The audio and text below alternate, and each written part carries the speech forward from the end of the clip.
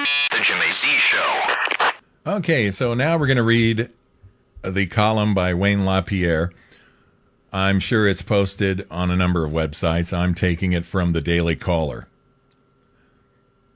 Barack Obama, the candidate who promised Americans in 2008 that, quote, I will not take your guns away, now, as President of the United States in 2013, has embraced the universal firearm confiscation of Australia and England, schemes that saw the destruction of hundreds of thousands of registered legal firearms that had been outlawed and taken under threat of force from licensed gun owners by their governments. Obama revealed his gun control endgame in a September 22, 2013 political speech at a solemn memorial for 12 Washington Navy Yard victims murdered by a deranged killer on September 16th. Now, in order to have perspective on this, I think you need to hear a portion of what Obama was saying that day. This is Obama's speech at the Navy Yard, talking about the shooting there. It runs about 3 minutes. This is going to be very important as we go through this article. I know listening to President Obama is very disturbing, and nobody likes hearing his voice. I'm asking you, listen very carefully, because what Obama is saying here is that he favors what they did in Great Britain and Australia. The lives that were taken from us were unique. The memories their loved ones carry are unique, and they will carry them and endure long after the news cameras are gone. But part of what wears on as well is the sense that this has happened before. Part of what wears on us, what troubles us so deeply as we gather here today is how this senseless violence that took place in the Navy Yard echoes other recent tragedies. As president, I have now grieved with 5 American communities ripped apart by mass violence. Fort Hood, Tucson, Aurora, Sandy Hook, and now the Washington Navy Yard. And these mass shootings occur against a backdrop of daily tragedies, as an epidemic of gun violence tears apart communities across America, from the streets of Chicago to neighborhoods not far from here. And so once again, we remember our fellow Americans who were just going about their day, doing their jobs, doing what they loved, in this case, the unheralded work that keeps our country strong and our Navy, the finest fleet in the world, these patriots doing their work that they were so proud of and who've now been taken away from us by unspeakable violence. Once more, we come together to mourn the lives of beauty and to comfort the wonderful families who cherish them. Once more, we pay tribute to all who rush towards the danger, who risk their lives so others might live, and who are in our prayers today, including Officer Scott Williams. Once more, our hearts are broken. Once more, we ask why. Once more, we seek strength and wisdom through God's grace. These are not statistics. They are the lives that have been taken from us. This is how far a single act of violence can ripple. A husband has lost his wife. Wives have lost their husbands. Sons and daughters have lost their moms and their dads. Little children have lost their grandparents. Hundreds in our communities have lost a neighbor, and thousands here have lost a friend. But these families have endured a shattering tragedy. It ought to be a shock to all of us, as a nation and as a people. It ought to obsess us. It ought to lead to some sort of transformation.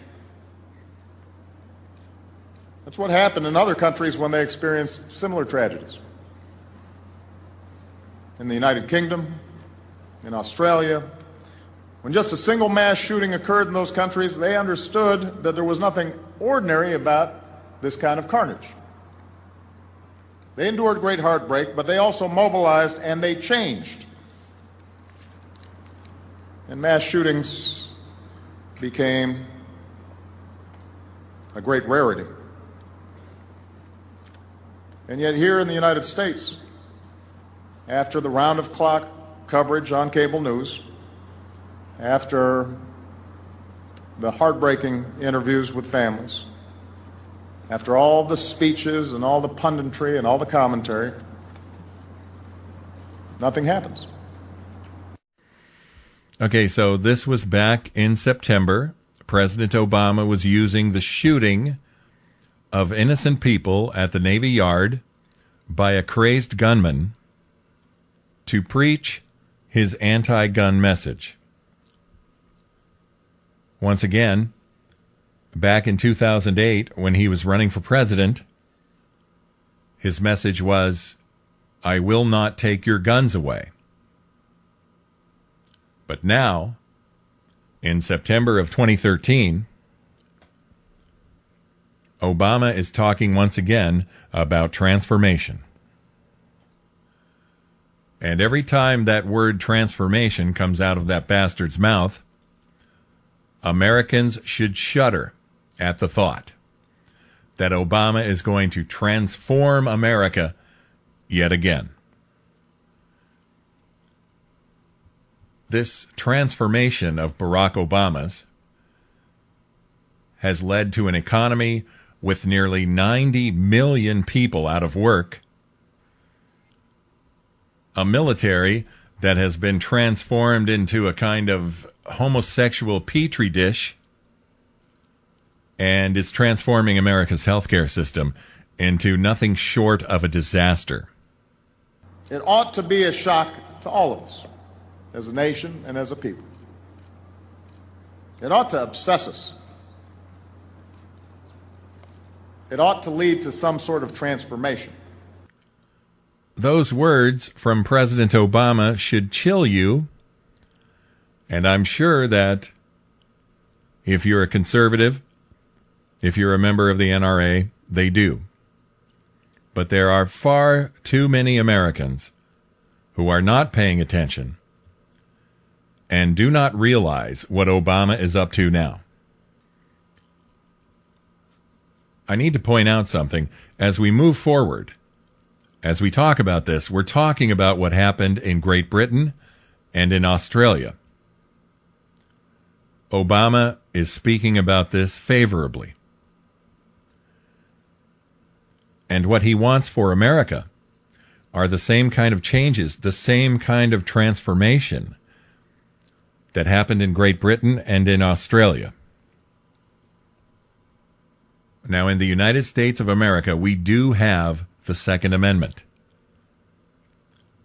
That protects us from someone like Obama, who would decide, if he had his way, he would decide to take away our guns.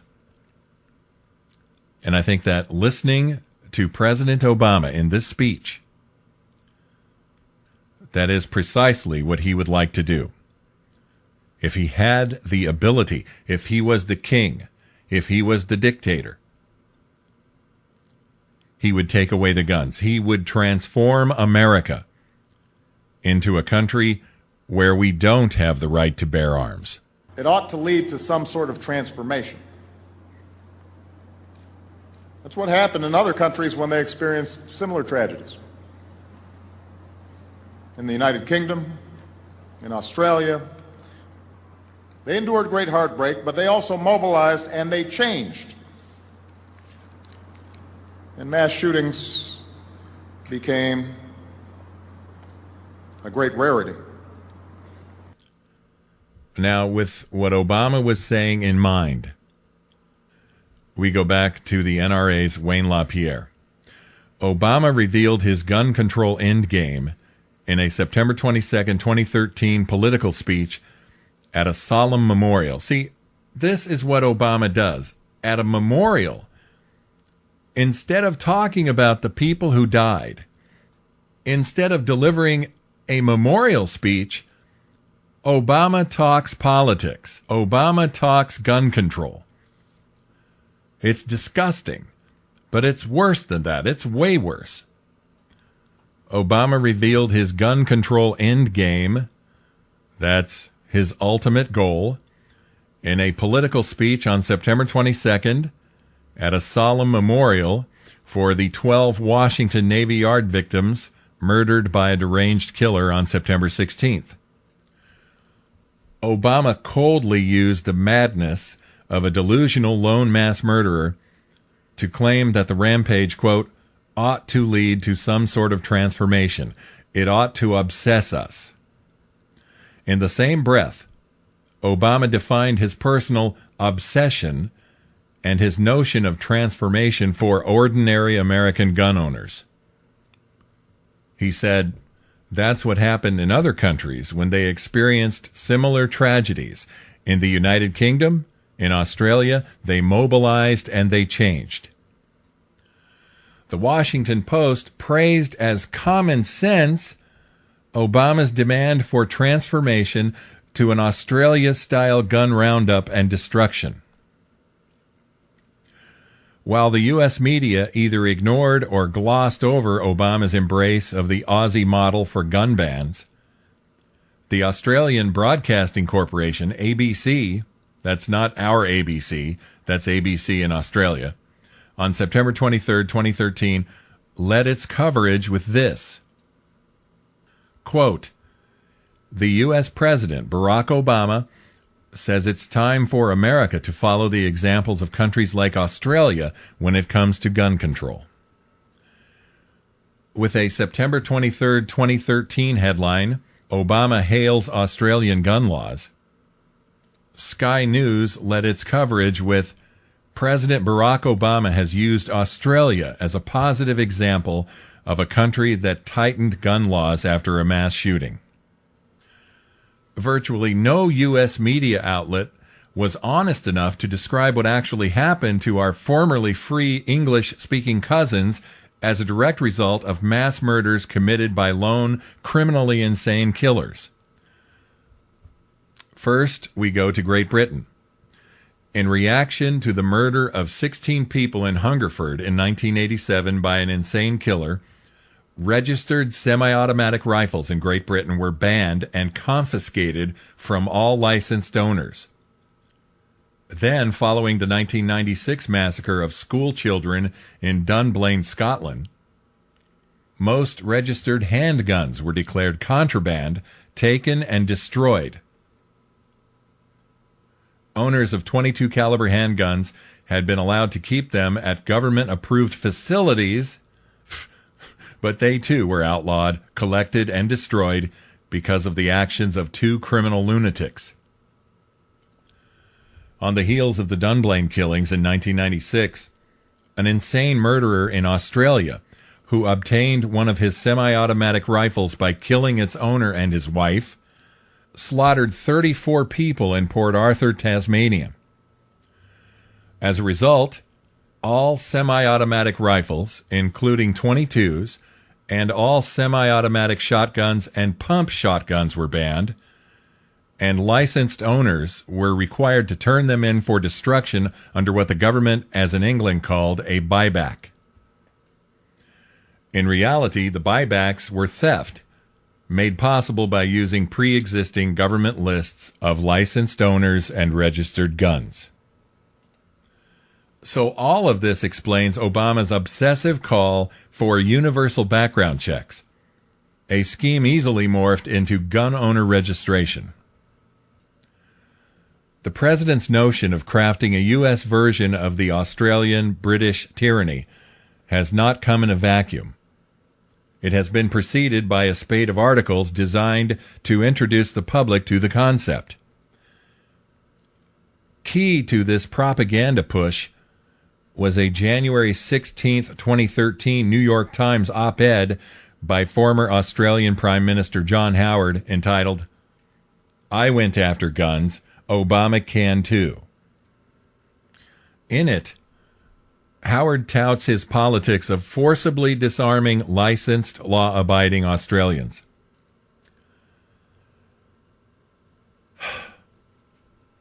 City dwellers supported our plan, but there was strong resistance by some in rural Australia. Many farmers resented being told to surrender weapons they had used safely all of their lives. Penalizing decent, law-abiding citizens because of the criminal behavior of others seemed unfair. Many of them felt bewildered and betrayed by these new laws. I understood their misgivings, yet I felt there was no alternative. That's former Australian Prime Minister John Howard writing in the New York Times. And Howard boasted almost 700,000 guns were brought back and destroyed, the per capita equivalent of 40 million guns in the United States. Understand that Australia is perhaps the most urbanized nation in the world, where coastal, non-gun-owning city dwellers dwarf rural populations who have a long firearm tradition. But today it is those urbanites in places like Sydney who are reaping the real consequences of John Howard's multiple buybacks. Criminal violence with illegal firearms in those urban centers is soaring. Try these headlines from 1 month before the U.S. Washington Navy Yard murders. From the Ballina Shire Advocate, August 21, 2013. New plan unveiled to tackle out-of-control gun violence. Or this from News Limited Network, August 2nd, 2013. Is Australia staring down the barrel of a gun crisis? This is after the ban. There is a gun battle going on in Australia, as bike gang members and drug dealers gun each other down on a regular basis, sending fear through the community. Authorities seem to be fighting a losing battle to keep firearms out of their hands. Why? Because they don't listen to a gun ban. They don't follow the law. As for the mass murders, who once summed up his optic on freedom saying, "I hate guns," wrote in the New York Times op-ed, quote, "The fundamental problem was the ready availability on high-powered weapons, which enabled people to convert their murderous impulses into mass killing." People? Ordinary citizens? The confiscatory bans were a hysterical response to the insanity of one person. One crazy person in Port Arthur. One crazy person in Hungerford. One crazy person in Dunblane. One crazy person in Aurora, Colorado. One crazy person in Sandy Hook, Connecticut. And one crazy person at the Washington Navy Yard. All of these killers had one thing in common. All were totally and recognizably deranged. And nobody reacted to their insanity. Nobody interceded. In the case of the Navy Yard killer, a contract IT worker, police had warned the Navy he was a violent schizophrenic, hearing voices and tormented by extremely low-frequency electromagnetic waves, according to him. And he had a record of firearm abuse. Yet he held a secret security clearance and carried a valid Navy ID that allowed him free access to military installations. Criminy.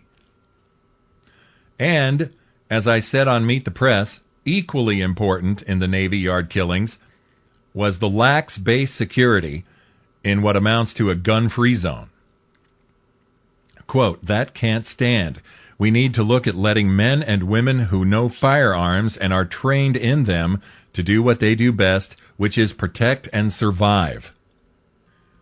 Yet Obama and his gun ban cabal demand that millions of sane, ordinary, peaceable Americans, you and me, pay the price for lone sociopaths with the loss of our rights. USA Today reported that Obama plans to bring his Australian-UK transformation and obsession to bear on the 2014 congressional elections.